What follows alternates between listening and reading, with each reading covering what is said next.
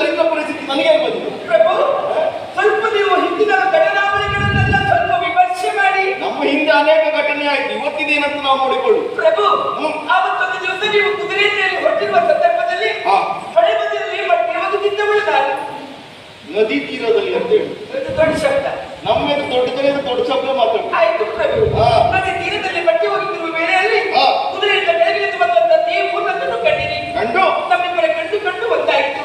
ಮನಸ್ಸು ಬೆರೆಯಿತು. ಪರಿಣಾಮವಾಗಿ ನಾನೀಗ 12 ತಿಂಗಳ ಗರ್ಭಿಣಿಯಾಗಬಹುದು. ನಿನ್ನನ್ನು ಕೊಟ್ಟರೆ ಯಾವ ಬರ್ಲಿಕ್ಕೆ ಯಾಕೆ? ಮನುಷ್ಯನಿಗಿರುವುದು 9 ತಿಂಗಳು ಗರ್ಭಿಣಿ ಆಗೋದು ಮಾತ್ರ ಅವಕಾಶ ಹೆಣ್ಣು ಮಕ್ಕಳಿಗೆ. ಹೌದು. ಇದೆಂತದ್ದು